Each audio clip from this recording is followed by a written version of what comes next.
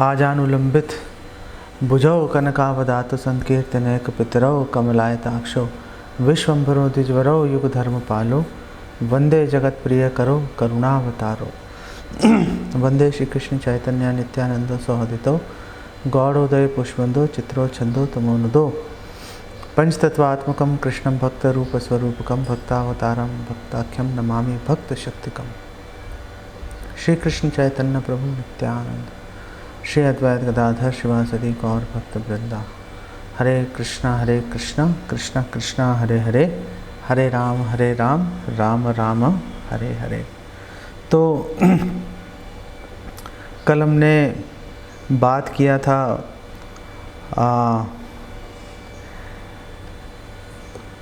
कृष्ण चेतना रखें या करुणा चेतना हम लोग अपने हृदय में विकसित करें, जो डर से जो प्रेरित है, जो कृष्ण भावनामृत है, जो भगवान कृष्ण में ध्यान है, वो प्रेम से प्रेरित है।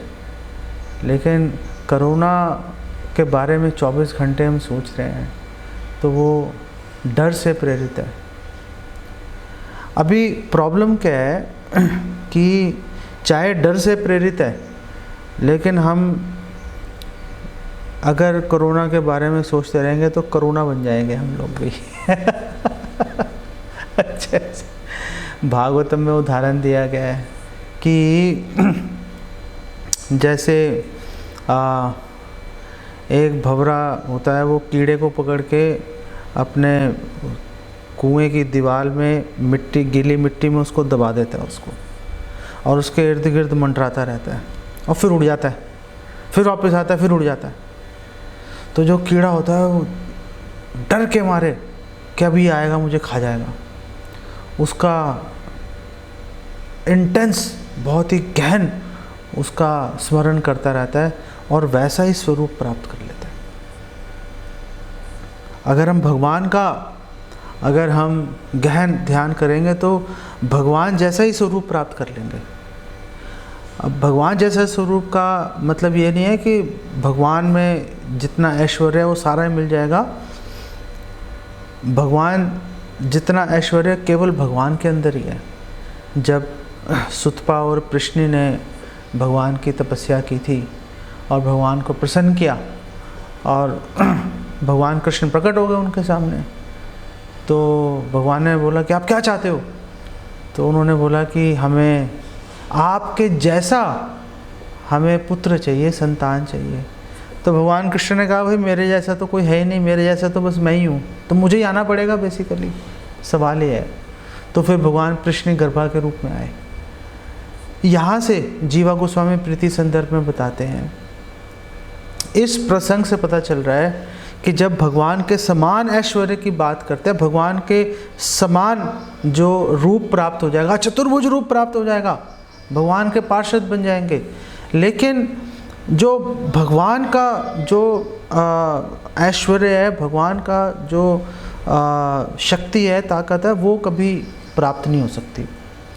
वो हमेशा भगवान का अपना अधिकार है, भगवान के वक्ष स्थल पर श्रीवत्स का निशान है, केवल भगवान के पास होगा। कोत्सुक मणि, कुछ भी जो इस तरह के जो भगवान के चिन्ह है वो केवल भगवान के पास ही होंगे और कहीं पे नहीं हो सकते। इसी प्रकार जो भगवान की शक्ति है वो केवल भगवान ही के पास है।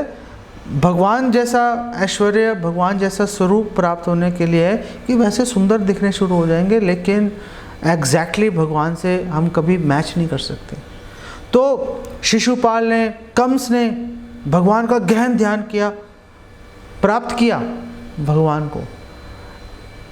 इसी तरह से अगर हम करुणा का बहुत ही गहन ध्यान करेंगे तो करुणा बन जाएंगे हम, बेसिकली वैसे ही कीटाणुओं के अंदर हम बदल जाएंगे।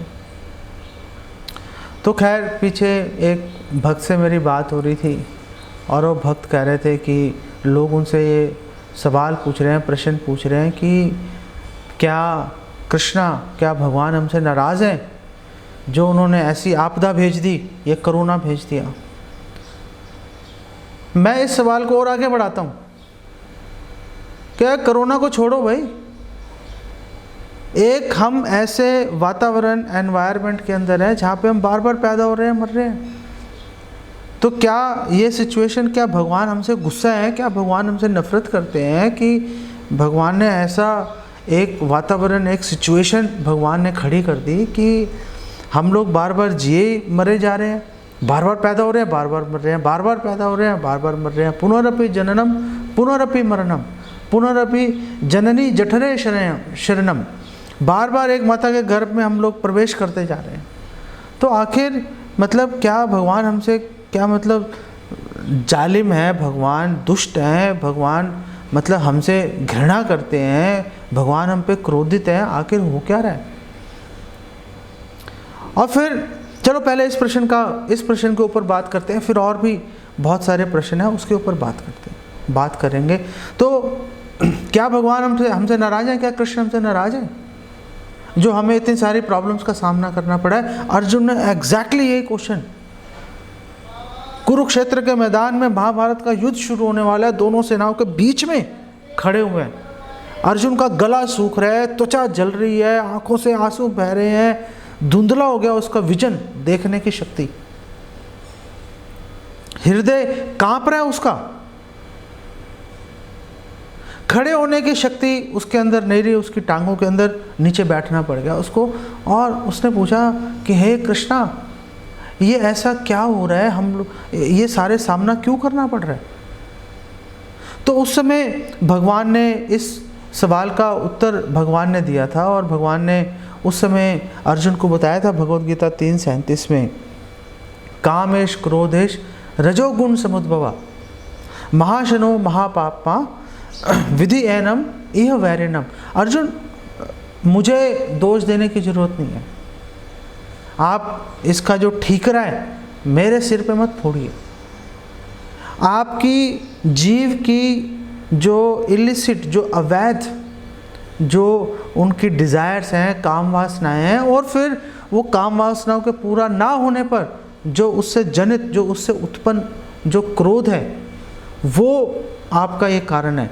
और आप मुझे अपना शत्रु समझ रहे हो, एक्चुअली में शत्रु ये आपकी इलिसिट, अवैध आपकी जो इच्छाएं हैं। आपने अगर अपना क्रोध अगर आपने दिखाना है, अगर आपने अपना रोष प्रकट करना है, तो मुझ पे मत प्रकट करो भाई, आप अपनी जो इलिसिट डिज़ायर्स हैं उसके ऊपर कंट्रोल करो, उस पर गुस्सा करके उसको ख़त्म कर दो। तब आप देखोगे कि ये जो परिस्थिति है, भयानक परिस्थिति जिसके अंदर हम सब लोग, सारे जीव जो हैं इससे ग्रसित हैं पूरी तरह से, वो स्थिति बदल जाएगी। तो दोष भगवान का नहीं है, दोष हमारी अपनी कुत्सित, हमारी दूषित, हमारी खराब इच्छाओं का। काम अगर करने की आवश्यकता है तो हमने अपनी इन इच्छाओं के ऊपर काम करने की ज़रूरत है। हम स्वाभाविक रूप से प्रेम करने के निमित्त बने हैं, लेकिन ये जो प्रेम रूपी जो स्वभाव है हमारा, उसके अंदर जब ये अवैध इलिसिट इच्छाओं, काम वासनाओं की जब इसमें खटास जब पड़ गई, तो क्या हो गया उससे, वो खटास पड़ने से ये जो दूध रूपी जो हमारे कृष्ण भावनामृत है, कृष्ण प्रेम, वो हमारा निजी व्यक्तिगत भोग में परिवर्तित हो गया।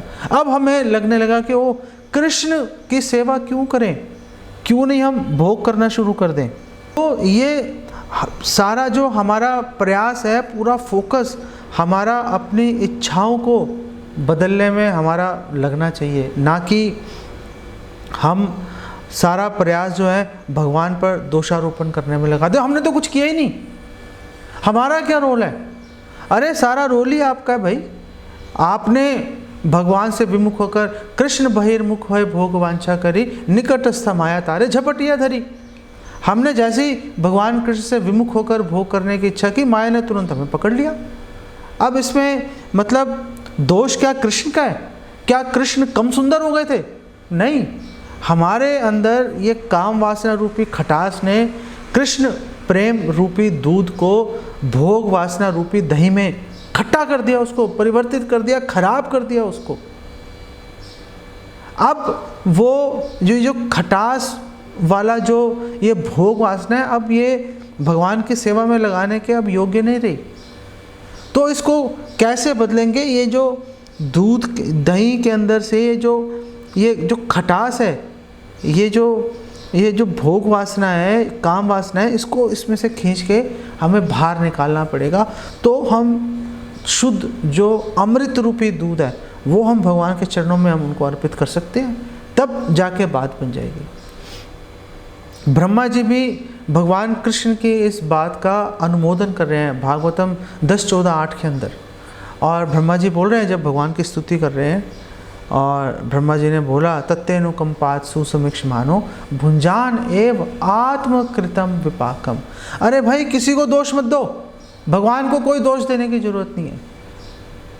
और भगवान तो क्या, किसी अन्य कोई व्यक्ति ने आपको गाली दे दी, किसी व्यक्ति ने आपके पैसे चुरा लिए, किसी व्यक्ति ने अपनी गाड़ी से आके आपको टक्कर मार दी, किसी को दोष देने की जरूरत नहीं है, किसी को दोष नहीं दे सकते। आत्मकृतम विपाकम, ब्रह्मा जी कह रहे हैं आपके कर्मों का फल है जो आपको प्राप्त हो रहा है। आप क्यों किसी और को दोष देके अपने विक्टिम कार्ड खेलना चाह रहे हो? गलती भी करोगे और फिर अपने आप को दिखाओगे कि ओ देखो मेरे साथ कितना अत्याचार हो रहा है। ये करने की जरूरत नहीं है। ब्रह्मा जी कह रहे हैं आत्मकृतम विपाकम, मेरे अपने कर्म थे और मैं उसको मुझे सामना करना पड़ता है, ये सोच के तत्तेनुकंपार सुसमीक्षमानो भुंजान एव आत्मकृतम विपाकम हृदवाग वपुर्भिर विदधन नमस्ते जीवेत्यो मुक्ति पदे से दायभाग। तो उसको सहना पड़ेगा, उसको हम जब सहेंगे, और ना केवल सहेंगे बल्कि भगवान का धन्यवाद देंगे, हे भगवान आपने बहुत कम करके, मैं तो बहुत बड़ी सज़ा का भागीदार हूँ, आपने बहुत कम करके मुझे आपने सज़ा दी, इसके लिए मैं आपका बहुत हृदय से आभारी हूँ। ये अगर हम इस विचार से अगर हम अपना जीवन व्यतीत करेंगे, मुक्ति पदे से दायभाग जीवेत्यो, जो ऐसे जी रहा है मुक्ति पदे से दायभाग, मुक्ति अर्थात भगवत धाम जाना उसका जन्म सिद्ध अधिकार बन गया है। आपने सिर्फ कृष्ण भावनामृत में भगवान की सेवा के निमित्त सिर्फ जीवित रहना है आपने, और उसके अतिरिक्त कुछ अधिक से अलग प्रयास करने की आवश्यकता नहीं है। पीछे मैं एक डिवोटी से बात कर रहा था, उनके कई फ्रेंड्स हैं, तो उन्होंने प्रश्न पूछा, तो क्या आप ये कह रहे हो ये वुहान वायरस है, ये जो कोरोना वायरस है, क्या ये अल्लाह, जीसस, कृष्णा, भगवान, क्या इनसे भी बड़ा है कि इनसे संभल ही नहीं रहा? अरे आपको कौन कह रहा है कि वो संभालने की कोशिश ही कर रहे हैं? तो क्या ये इतने सारे लोग इकट्ठे, कैसे ये सारे लोग दुख पा रहे हैं? आप लोग, मुझे तो ऐसा लगता है, जो नास्तिक हैं, एथिस्ट हैं, वो बोलते हैं हमें तो ऐसा लगता है जब आपके पास कोई और लॉजिक नहीं रहता तो आप मौलानाओं के पास, पादरियों के पास, पंडितों के पास चले जाते हो, वो आपको जो बाइबल हो गई, कुरान हो गई, भगवत गीता हो गई, आपको उसमें से कोई उल्टी सीधी बात निकाल के आपका माइंड आपको कंफ्यूज कर देते हैं और आप चले जाते हो। ये चक्र में आप लोग फंसे रहते हो।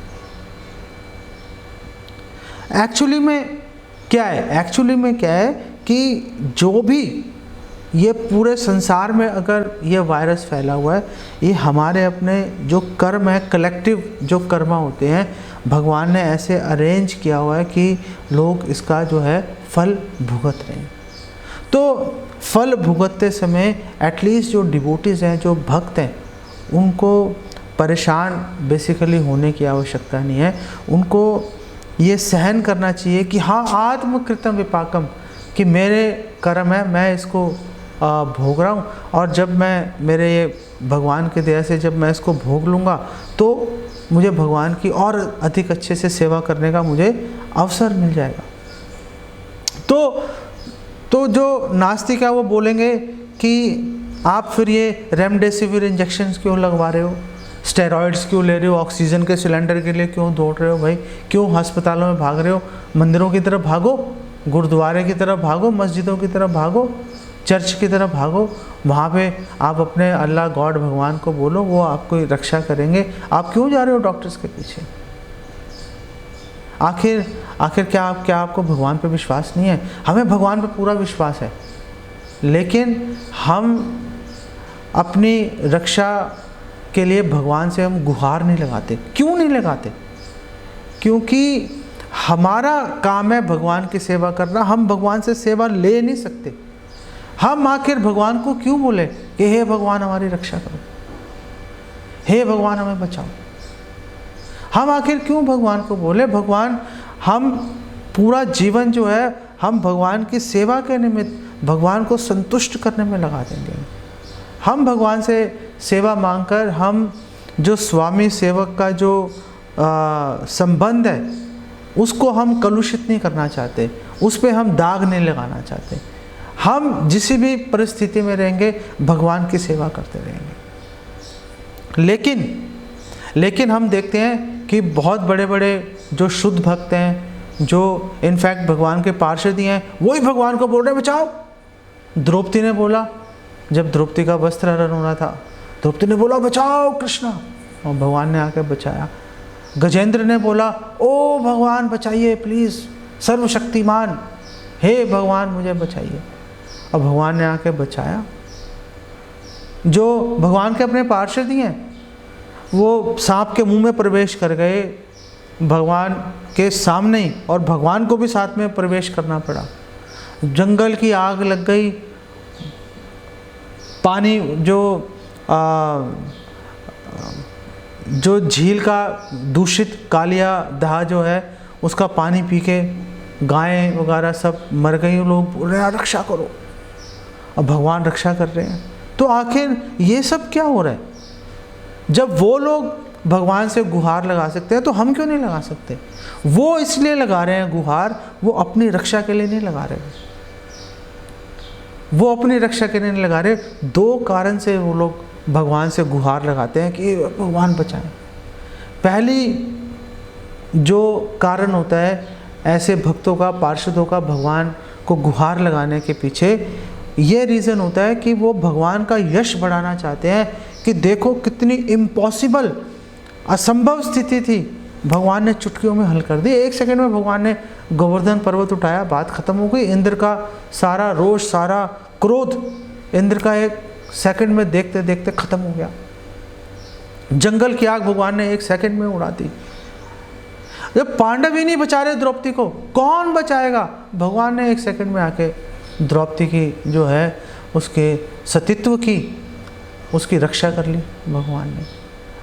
ये दिखाने के लिए कि भगवान के लिए कितना आसान है ये कार्य करना। और फिर जो भक्त होते हैं, इस तरह पार्षद होते हैं, वो ये कार्य इसलिए भी करते हैं क्योंकि उनको पता है उनकी सर्विस बहुत इंपॉर्टेंट है। भगवान को प्रसन्न करने के लिए, भगवान को संतुष्ट करने में, उनकी सेवा में व्यवधान नहीं आ जाए, इस कारण से वो भगवान को बोलते हैं कि आप मेरी रक्षा करो ताकि मैं आपको सर्व कर सकूं, ताकि मैं आपकी सेवा कर सकूं। ये मुख्यतः 2 कारणों के चलते जो है, जो भगवान के पार्षद हैं, शुद्ध भक्त हैं, वो भगवान से गुहार लगाते हैं। हम जैसे जो साधनारत भक्त हैं, हम लोग भगवान को गुहार नहीं लगाते।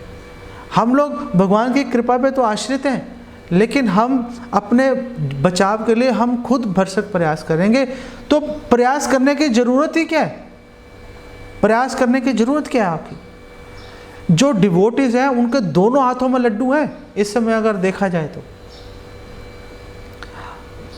कोरोना वायरस फैला हुआ है, मान लो कि कोरोना की चपेट में आ गए, मान लो कोरोना की चपेट में नहीं आए। अगर कोरोना की चपेट में आ गए, कोई नुकसान हो गया तो भी क्या हो गया? जब हम शरीर छोड़ेंगे तो भगवान हमें ऐसे ही फेवरेबल, अनुकूल, भगवान हमें परिस्थिति में दोबारा जन्म लेने का अवसर देंगे। हम भगवान की और अधिक हज़ारों गुना ज़्यादा अच्छे से सर्विस कर पाएंगे। आप कोरोना वायरस की चपेट में नहीं आए, आप कोरोना वायरस की चपेट में नहीं आए तो आप और अधिक श्रद्धा से भगवान की सेवा में लगे रहोगे। दोनों हाथ में लड्डू है, इससे श्रेष्ठ, इससे बेहतर सिचुएशन एक भक्त के जीवन में आखिर आ ही कैसे सकता है? कभी भी कोई विपत्ति आए तो एक भक्त को ये सोचना चाहिए, मेरे तो दोनों हाथों में लड्डू आ गए भाई, अगर मैं इस परिस्थिति से परास्त हो गया, भगवान मुझे और अच्छे से सेवा करने का अवसर देंगे, क्योंकि भगवान ये वचन दे चुके हैं भगवद गीता 6:41 6:42 में, अगर मैं इस परिस्थिति से बाहर निकल आया तो मैं तो भगवान की सेवा में लगा ही हुआ हूँ, कोई फर्क नहीं पड़ता। एक साधु था, उसने कुछ बच्चे खेल रहे थे, उनको उन्होंने आशीर्वाद दिया, और एक राजा का बच्चा था, उसको बोला कि भाई तू कभी मत मरियो। एक तपस्वी का बच्चा था, उसको बोला तू तुरंत मर जा। एक व्याध का, जो ये मांस इत्यादि बेचते हैं, क्या कहते हैं, कसाई का बच्चा था, उसको बोला कि तू ना मर ना जी। और एक भक्त था, भक्त का बच्चा, उसको उस साधु ने बोला तू मर या जी। तो राजा ने ये जब सुने तो उसको बड़ी हैरानी हुई कि आखिर ये हो क्या रहा है। तो राजा ने उस साधु से पूछा प्लीज़ आप मुझे बताइए। तो साधु ने बोला देखो तुम्हारा बच्चा इतना उदंड है, वो इतने पाप काम कर रहा है कि जब मरेगा सीधा नरक जाएगा, इसलिए मैंने उसको बोला तू दीर्घायु हो जा भाई, तू मरियो मत कभी भी, क्योंकि मरते ही नरक जाएगा, इसलिए जितना सुख भोग सकता है भाई तब तक तो भोगता रहे। एक तपस्वी को बोला तू तुरंत मत जा, मर जा। तपस्वी के बच्चे को क्यों बोला? क्योंकि वो बचपन से ही वो तपस्या में, ध्यान इत्यादि में, यज्ञ में संलग्न है, वो इसके मरते ही सीधा बहुत अच्छी इसको गति प्राप्त होगी। जो एक कसाई का बच्चा है वो जब तक जिएगा पाप करेगा और मरते ही सीधा नरक जाएगा, अभी भी दुख भोग रहा है। कसाई के कोई जीवन कोई ऐश्वर्यपूर्ण थोड़ा होता है, 24 घंटे वो आंतों के अंदर, खून के अंदर, बदबू के अंदर वहाँ पड़ा रहता है वो, तो अभी भी दुख हो रहा है, मरने के बाद भी दुख भोगेगा। तू ना जी ना मर। और एक भक्त का बच्चा है, जिएगा मरेगा कोई फर्क नहीं पड़ता, जी रहा है भगवान की सेवा में लगा हुआ है, मर रहा है मर के जहाँ जाएगा भगवान की सेवा में लग जाएगा। तो एक भक्त है, भक्त के तो दोनों हाथों में लड्डू हैं।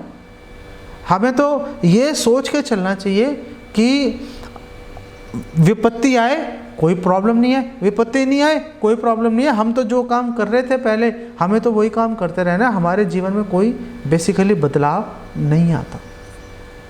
तो फिर जो भगवान ने बोला ना मैं भक्ता प्रणश्यति, कौन ते आप प्रति जानी ही ना मैं भक्ता प्रणश्यति, तो जब भगवान ने अर्जुन को ये बोला कि मैं रक्षा करूंगा, अर्जुन घोषणा कर दो, तो फिर ये कौन सी रक्षा है? पांडव कितने दुख पाए, द्रौपदी की हमने बात की, प्रहलाद महाराज अपना पिता ही मारने के लिए तैयार हो गया, ध्रुव महाराज, कितनी लिस्ट है। हरिदास ठाकुर को 22 बाजारों में कोड़ों से पीटा गया, रामानंद राय के भाई को जो है वो तो पुरी का राजा, वो उसको नीचे सूली से नीचे कांटे लगा रखे थे, ऊपर से नीचे गिराने के लिए, चांगा बोलते हैं, नीचे गिराएंगे उसे तीरों में धस के मर जाएगा। ऐसे उसको बस गिराने ही वाले थे उसको कि चैतन्य महाप्रभु दया से उसकी रक्षा हो।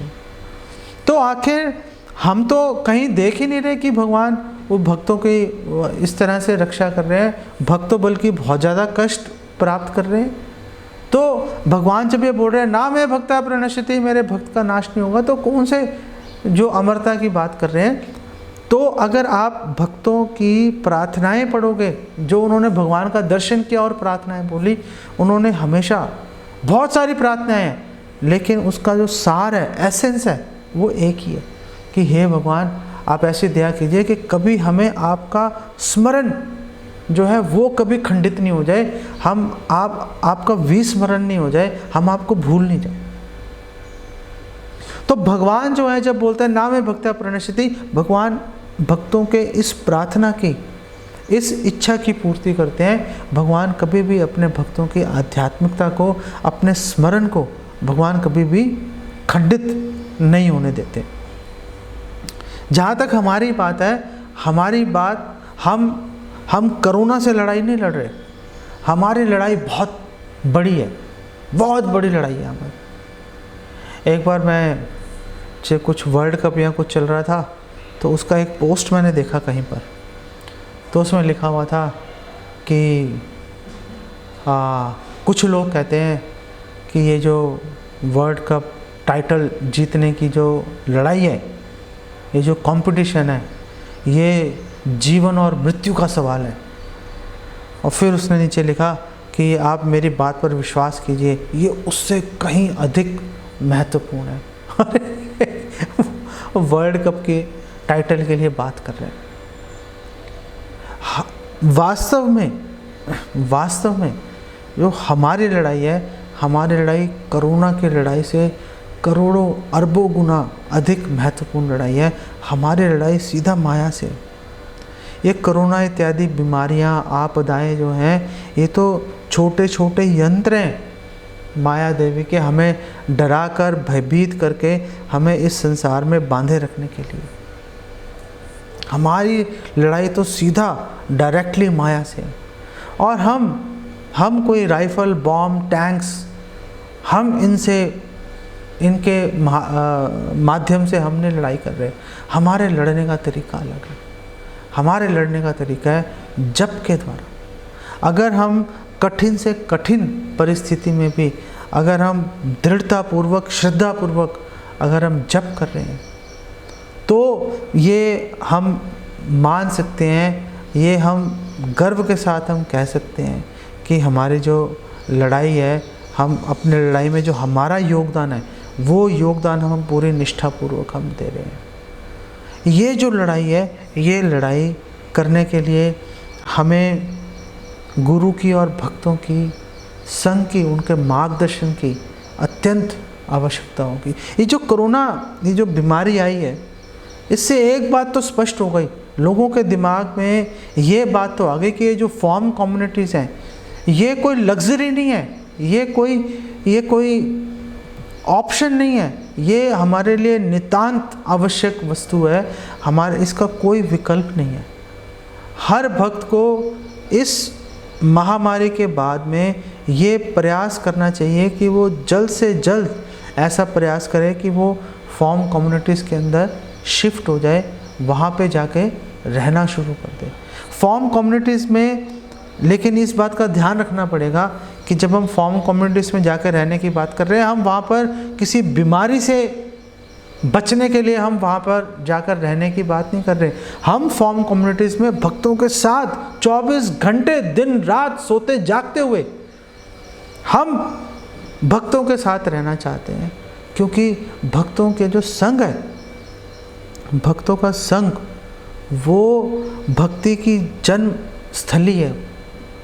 वहाँ से कृष्ण प्रेम रूपी जो लता है, वो अंकुरित होकर वो भगवत धाम की ओर प्रस्थान करेगी। और जब हम भक्तों के साथ बहुत ही सामंजस्य, बहुत ही आपस में मैत्रीपूर्ण संबंध द्वारा हम जब रहेंगे, तो उससे हम भगवान को प्रसन्न कर पाएंगे। जैसे प्रचेतस जो सारे भाई थे, उन्होंने आपस में मिलकर इकट्ठे भगवान की भक्ति की, भगवान को प्रसन्न कर लिया। ये रीज़न है। हम कोई कोरोना से या किसी और महामारी से बचने के लिए हम फॉर्म कम्युनिटी में जाने की बारे में नहीं सोचते। ये बीमारियां तो हमें ये याद दिला रही हैं कि आप गलत जगह पे फंसे हुए हो। लेकिन इसका मतलब ये नहीं है कि महामारी ख़त्म, चलो भाई वापस चलते हैं अपने अपने घर। अरे घर आपका वही है, और उस घर से आपको जो आपका शाश्वत नित्य जो घर है, भगवत धाम है, वहाँ जाने का मार्ग आपका प्रशस्त हो सकता है। इस बारे में हमें ध्यान रखना चाहिए। एक हमारे अमेरिका में एक भक्त थी, उनका नियर डेथ एक्सपीरियंस है, कोलैप्स कर गई थी वो, मतलब लगभग उनका शरीर छूट ही गया था। उन्होंने भगवान की जो है एक फ़ोटो अपनी छाती से उन्होंने खूब चिपका के और भगवान का स्मरण कर रहे थे, और उनके बेहोश हो गई, बेसुध हो गई, प्राण ऐसा लग रहा था छूट ही गए हैं। उतनी देर में तुरंत उसी समय उनके फादर वहाँ पे आ गए। उन्होंने उसकी नब्ज़ वगैरह चेक की, नब्ज़ चल नहीं रही थी। उन्होंने जो भी प्राथमिक चिकित्सा दी उनको, उससे उनकी सांस वापस चलनी शुरू हो गई। तो वो जो माता जी हैं, वो जो डिवोटी हैं, उन्होंने अपने जो रियलाइजेशंस हैं उन्होंने शेयर की, और वो कह रही हैं कि जब मौत सामने खड़ी होती है, जब आप मौत का सामना कर रहे होते हो, उस समय कोई भी चीज़ इम्पोर्टेंट नहीं लगती फिर।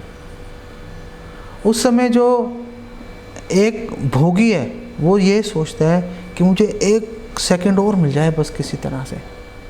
वो एक एक क्षण के लिए प्रयास करना शुरू कर देता है कि मुझे किसी तरह से मिल जाए एक एक क्षण। एक भक्त है, एक भक्त जब मौत का सामना करता है तो उसके मन में ये लालसा होती है कि अब तो भगवान के दर्शन होने ही वाले हैं। उस समय दूसरे भक्तों के साथ मतभेद, भय, ये अब इम्पोर्टेंट नहीं रहता। भक्त को ये रियलाइजेशन हो जाती है ये सब बेकार की बातें हैं। सबसे इम्पोर्टेंट बात है कि कैसे हम भगवान को स्मरण करते रह सकते हैं, कैसे हम भगवान को प्राप्त कर सकते हैं, भगवान की सेवा में हम कैसे हम नियोजित हो जाएंगे। अब ये तो उन लोगों की बात है जिनका सामना मौत से हो गया, जिनको कोरोना का एक्यूट इन्फेक्शन हो गया, बिल्कुल मरने के कगार पे पहुँचे और फिर वापस आ गए। लेकिन ज़रूरी नहीं है कि हर व्यक्ति को उसका सामना करना ही पड़ेगा तभी उसके दिमाग में विचार आएगा। जैसे हम कल बात कर रहे थे, हम सब लोग, हमें टर्मिनल डिसीज़ है, ये शरीर ख़त्म होना ही होना है। तो आखिर जब हमें ये रियलाइजेशन है, एटलीस्ट हमें किताबी तौर पे हमें ये बात पता है, तो फिर हम हर एक क्षण को हम भगवान की मर्सी, भगवान की तरफ से उपहार, गिफ्ट समझकर हम क्यों नहीं उसका अधिक से अधिक सदुपयोग करते हैं? क्यों नहीं हम हर क्षण को किस प्रकार हम इसको भगवान और भगवान से भी अधिक भगवान के भक्तों की सेवा में हम इसको नियोजित कर देते, उसके बारे में हम क्यों हम विचार नहीं करते? जो लोग फार्म कम्युनिटीज़ में नहीं रह रहे हैं, नहीं रह पा रहे हैं, उनके लिए ये कोरोना की जो वैक्सीन है, चाहे वो कोविशील्ड हो, चाहे वो कोवैक्सीन हो, और जो नई आ रही है स्पुतनिक, कोई भी जो भी अवेलेबल है आपके यहाँ पे, आप प्लीज़ अपना वैक्सीनेशन करवाएं। वैक्सीनेशन करवाने से ऐसा नहीं है कि कोरोना नहीं होगा। वैक्सीनेशन करवाने के बाद अगर कोरोना होगा तो कभी भी फैटल, कभी भी घातक नहीं होगा। वो माइल्ड कोरोना रहेगा, थोड़े बहुत तकलीफ़ देके आपकी जान छोड़ देगा। लेकिन अगर हमने वैक्सीनेशन नहीं कराई तो कोरोना जो है हमारे लिए घातक भी हो सकता है। इसलिए प्लीज़ आप कोई भी लापरवाही मत बरतिए। आप तुरंत अपने नज़दीक से नज़दीक जहाँ पर भी आपको वैक्सीनेशन मिल सकती है, आप अपने आप को वैक्सीनेट करवाइए, ताकि आप इस जो ये ख़तरनाक बीमारी है इससे आप बच सकते हो। वैक्सीनेशन के अलावा हम लोग ये कोरोना से बचाव के हम 3 तरीक़ों के ऊपर बात करेंगे। पहले हम बात करेंगे कि हम प्रिवेंशन करें कि कोरोना हमारे तक पहुंच नहीं पाए। फिर हम बात करेंगे कि अगर कोरोना पहुंच गया तो शुरुआत के 2-3 दिन में क्या करना चाहिए, और फिर हम बात करेंगे कि अगर कोरोना जो है ज़्यादा बढ़ रहा है तो क्या करना चाहिए। तो जब हम प्रिवेंशन की बात कर रहे हैं, प्रिवेंशन की बात देखो ये है कि आप कभी भी घर से बिला वजह बेकार में घूमने फिरने के लिए, मटर गश्ती के लिए बिल्कुल बाहर मत निकलिए।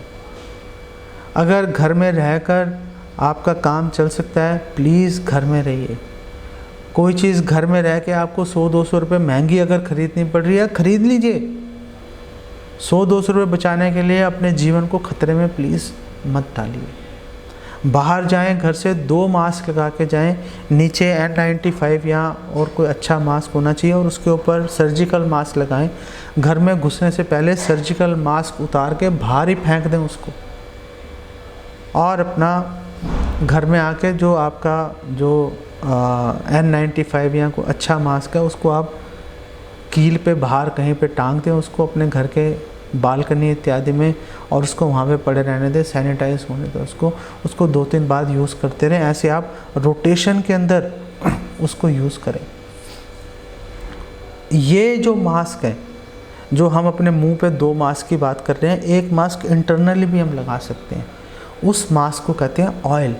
आप यहाँ तो सरसों का तेल है या बादाम रोगन है, नारियल तेल है, आप अपनी नाक में डाल के उसको ऊपर खींचें ताकि आपकी नाक जो है अंदर ऑयल लग जाएगा। ऑयल लगा होगा तो कोरोना जो है आपके म्यूकस के जो मेम्ब्रेन्स हैं उसको पकड़ नहीं पाएगा वो, और बाहर निकल जाएगा वो। सरसों का तेल है, बादाम का तेल है, उसको मुंह में डालें, और नारियल का तेल मुंह में डालें और थोड़ी देर मुंह में आप उसको घुमाएं, उसको अच्छी तरह से कुल्ला टाइप करें और फिर उसको थूक दें। तो ये जो मास्क है, जो आपने अपने मुंह में भी ऑयल डाला और आपने अपने नाक में भी ऑयल डाला, ये आपको कोरोना वायरस अंदर घुसने से आपकी रक्षा करेगा। हाथ बार बार आप अपने धोते रहें। घर के अंदर भी जहाँ तक संभव हो सोशल डिस्टेंसिंग बना के चलें, क्योंकि कोरोना तो अब हवा के अंदर है, एयरबॉर्न है, घर में भी घुस रहा है। अगर किसी को कोरोना सपोज कोई चपेट में आ गया, अगर हम क्लोज़ प्रॉक्सिमिटी में अगर हम लोग नहीं रह रहे तो हम कम से कम जो हमारे फैमिली मेम्बर्स हैं उनकी रक्षा हो सकती है। सुबह और शाम आप लोग 4-4 नीम के पत्ते खाइए, उससे आपकी इम्यूनिटी जो है वो सही रहेगी। तो आप गरारे कीजिए और स्टीम लीजिए। ये 4 काम अगर आप करते हैं, आप गर्म पानी से गरारे करते हैं, स्टीम लेते हैं, अगर आप नीम के पत्ते खाते हैं और मास्क लगाकर चलते हैं, तो आप समझ लो कि ऑयल लगाते हैं, आपको कोरोना जो है आपको अफेक्ट नहीं कर पाएगा, आपको पकड़ नहीं पाएगा कभी भी कोरोना। लेकिन अगर सपोज़ कोरोना ने पकड़ लिया तो भी आप स्टीम लेते रहिए, गार्गल कीजिए। काढ़ा, दुनिया भर के काढ़े आ रहे हैं, आयुष का काढ़ा है, ये सब है, ये काढ़ा आप लीजिए। अगर आप घर में काढ़ा बना सकते हैं तो आप अमलतास, काली मिर्च, अदरक या सौंठ, एक ही बात है, जिंजर पाउडर, वो आप ले लीजिए, दालचीनी ले लीजिए, तुलसी ले लीजिए, और ये सब मिक्स करके आप उसमें थोड़ा नींबू डाल दीजिए। ये आप इसको सुबह शाम पिएंगे, इससे आपका इम्यूनिटी स्ट्रांग होगा। और लंग्स, जो अमलतास है, लंग्स के लिए बहुत अच्छा है। ये जितनी भी बलगम रेशा होगा हमारे फेफड़ों के अंदर, उसको बाहर फेंकेगा ये। इससे आपकी बेसिकली रक्षा होगी आपकी। अगर कोरोना वायरस, और साथ में सबसे इम्पॉर्टेंट बात है, किसी डॉक्टर से सलाह लेकर आप तुरंत अपनी मेडिकेशन शुरू कीजिए और आइसोलेशन में चले जाइए। ये बहुत ही इम्पॉर्टेंट है। और ये जो कोरोना वायरस है ये वाला, ये लंग्स को इफ़ेक्ट कर रहा है, निमोनिया कर देता है लंग्स में। और ये जो निमोनिया है इसको हैप्पी निमोनिया कहा जाता है, हैप्पी हाइपॉक्सिया इसको कहा जाता है। हैप्पी निमोनिया क्यों कहते हैं कि निमोनिया से सांस जल्दी उखड़नी शुरू हो जाती है। लेकिन अगर कोरोना वायरस के कारण निमोनिया हो रहा है तो ऑक्सीजन लेवल के काफ़ी नीचे गिरने पर भी, 90 से भी नीचे गिर गया, 80 पे आ गया ऑक्सीजन लेवल, तो भी व्यक्ति को लगता है मैं तो ठीक हूँ, तो लोग अपना इलाज ही नहीं करते, वहाँ पे फंस जाते हैं। बार बार ऑक्सीमीटर से आप अपना ऑक्सीजन लेवल ज़रूर चेक करते रहिए। अगर आपको लगे आप ठीक हैं फिर भी करते रहिए, कोई प्रॉब्लम नहीं है। 20 सेकंड लगते हैं अपना ऑक्सीजन लेवल चेक करने में, कोई इतनी बड़ी आफत नहीं है। डॉक्टर की ट्रीटमेंट आप अवश्य डॉक्टर से सलाह करके अपने हिसाब से कोई मेडिसिन आप लोग मत लीजिए, उसका कोई आपको नुकसान होगा, आपको कोई लाभ नहीं होगा। एलोपैथिक मेडिसिन के अलावा आप ऑल्टरनेट मेडिसिन भी अपने पास रखिए, चाहे वो होम्योपैथी हो चाहे वो आयुर्वेदिक हो। तो अगर कोरोना वायरस की चपेट में आ गए तो वो मेडिसिन भी लेते रहो, और एलोपैथी और साथ साथ में ऑल्टरनेट मेडिसिन भी आप लेते रहें, जिससे कि आपकी रिकवरी जो है और जल्दी से आपकी रिकवरी हो जाए। अगर आप चाहेंगे मैं आपको जो है एक गुड़गांव बेस्ड एक आयुर्वेदिक डॉक्टर है, उसने कोरोना किट बनाई हुई है, आप वो 740 रुपये की किट है, आपके घर में डिलीवर हो जाएगी। आप चाहेंगे मैं आपको वो डॉक्टर का जो है व्हाट्सएप नंबर दे दूंगा, आप व्हाट्सएप नंबर पे आप उनको अपनी किट के लिए बोलेंगे, उनको आप पेमेंट कर देंगे ऑनलाइन, वो आपको किट भेज देंगे आपको। वो किट आप अपने पास हैंडी रख सकते हैं। अगर आपके पास कोई और आयुर्वेदिक मेडिसिन है, आप उसको अपने पास हैंडी रखिए, जिससे कि आप उसका इलाज कर सकते हो। जैसे होम्योपैथी में R88 है, एंटीवायरल मेडिसिन है, वो अपने पास हैंडी रख सकते हो। ज़रूरत पड़े तो डॉक्टर से पूछ के आप उसको एडमिनिस्टर कर सकते हो, उसको आप ले सकते हो।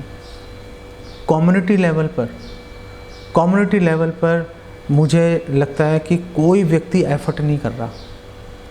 भक्तों को कम्युनिटी लेवल पर मिलकर आपस में इसको लड़ने की आवश्यकता है। कम्युनिटी लेवल पर लड़ने की जब मैं बात करता हूँ तो मैं ये बोल रहा हूँ कि आप कुछ इक्विपमेंट हैं जो कम्युनिटी लेवल में अपने पास ला कर रख सकते हैं। अगर कोई बीमार पड़ जाए, हॉस्पिटल में बेड्स नहीं हैं, आपको इमीडिएटली अगर कुछ अरेंज करना पड़ेगा, बहुत प्रॉब्लम्स आएंगी। तो कुछ एक इक्विपमेंट्स हैं जो कि आपको कम्युनिटी लेवल 10, 15, 20 फैमिलीज मिलके आपस में वो कंट्रीब्यूट करके उसको ख़रीद के रख सकते हैं, ताकि अगर इमरजेंसी में ज़रूरत पड़े तो उसको एटलीस्ट यूज़ किया जा सके। एक तो ऑक्सीजन कॉन्सेंट्रेटर है जो कि आप एक एज ए इंश्योरेंस पॉलिसी अपने पास रख लीजिए। नेबुलाइज़र है, ताकि अगर घर में ही अगर स्टेरॉइड्स एडमिनिस्टर करने पड़े फ्यूम्स के माध्यम से सीधा लंग्स में, तो आपके पास होना चाहिए। जो नेबुलाइज़र है ये तो वैसे ही 2,500-3 हज़ार रुपये का आ जाता है, इंडिविजुअल लेवल पे भी आप ख़रीद सकते हो। लेकिन जो कॉन्सेंट्रेटर है, अनफॉर्चुनेटली लोग ब्लैक मार्केटिंग में लगे हुए हैं आजकल, तो बहुत महंगे मिल रहे हैं। तो करीब 70-80 हज़ार रुपये से लेकर 1.25 लाख रुपए तक के आजकल मिल रहे हैं। तो जो भी है, आप एक आपस में ग्रुप्स बनाकर आप इसको अपने पास ख़रीद के आप लोग रख सकते हो, ताकि एकदम से ज़रूरत पड़ने पर कम से कम एक होगा तो कम से कम उसको यूज़ तो कर पाएंगे। और अगर आप थोड़ा अच्छी क्वालिटी का ख़रीदोगे तो वो जो ऑक्सीजन कॉन्सेंट्रेटर है उसमें 2 आउटलेट्स हैं, मतलब ज़रूरत पड़ने पर 2 पेशेंट्स ऑक्सीजन इनहेल कर सकते हैं उसके माध्यम से। तो ये एक बेसिक जो बात है उसको हमें अपने पास पकड़ के चलना चाहिए। भक्तों की बेहिचक होकर हमें सबको हेल्प करने का भरसक प्रयास करना चाहिए। ये नहीं सोचना चाहिए ओ भैया हम तो बचे हुए हैं ना, ऐसा नहीं सोचना चाहिए। हर भक्त जो परेशानी में है, समझो हमारा घर ही परेशानी में है। हमें पूरी एफर्ट लगाकर जितना भी हो सके हमें सामने से प्रयास करना चाहिए। बहुत सारे डिवोटीज़ कर भी रहे हैं, ऑलरेडी खूब मेहनत कर रहे हैं। भक्तों की जहाँ तक हो सकता है यथासंभव मदद कर रहे हैं। कोई भक्तों से आप लोग मदद मांगने में, सहायता मांगने में बिल्कुल कोई संकोच मत करो। वो पता नहीं मांगेंगे क्या होगा क्या नहीं होगा, उनसे मांगेंगे तो उनको अजीब ना लगे, ऐसी विचार बिल्कुल भी दिमाग में मत लाओ। ये बहुत प्रॉब्लम का टाइम है। अगर जहाँ से भी मदद मिल सकती है वहाँ से मदद ले लो। मन में किसी तरह का ये मत सोचो कि वो पराया है या उनसे इतने संबंध अच्छे नहीं हैं। जानते हो किसी की रेफरेंस के थ्रू जिससे भी मदद मिल सकती है, आपको लगता है हेल्प हो सकती है, जाकर उससे हेल्प लेते रहो। आप बिल्कुल भी मना मत करो। हमारे रघुपति राघव प्रभु हैं, राहुल मैनी प्रभु, उन्होंने बहुत ग्रेशियसली, उनके जो हैं अंकल हैं यूएस में हैं और कोविड स्पेशलिस्ट हैं, बहुत ही सीनियर डॉक्टर हैं। और जो रघुपति राघव प्रभु हैं उन्होंने he has extended his support कि अगर किसी को कुछ कंसल्ट करना है, कुछ गाइडेंस लेनी है तो वो कोऑर्डिनेट कर देंगे अपने अंकल के साथ में। आप लोग उनसे बात भी कर सकते हो। मैंने और मेरे नेफ्यू ने, मेरे ब्रदर के लिए हम लोगों ने कल शाम को उनसे बात की। उन्होंने बहुत अच्छे से, बहुत पेशेंटली उन्होंने हमें हर चीज़ कोविड से रिलेटेड एक्सप्लेन किया, क्या क्या ट्रीटमेंट आगे चल रहा है, हॉस्पिटल वाले ठीक से ट्रीटमेंट दे रहे हैं नहीं दे रहे हैं। उन्होंने हमें सारे जो भी हमारे डाउट्स थे उन्होंने क्लियर किए। आप भी रघुपति राघव प्रभु से हेल्प ले सकते हो। अगर आपके पास उनका नंबर नहीं है, आप नीड बेसिस पे आप मेरे से या कोई भी आपके नोन सर्कल में है, आप उनसे मांगोगे, आपको उनका नंबर इजीली अवेलेबल हो जाएगा। आप उनसे रिक्वेस्ट कर सकते हो कि कोऑर्डिनेट कर दें कि आप उनके अंकल से आप लोग बात करके बहुत ही रेलिवेंट गाइडेंस आप लोग ले पाएँ।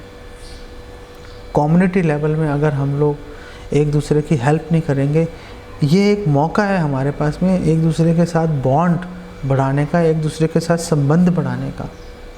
इसको प्लीज़ यूज़ करने की कोशिश कीजिए, बिल्कुल भी हिचकिचाइए मत किसी भी तरह से। यहाँ पर इसको मैं विराम देता हूँ।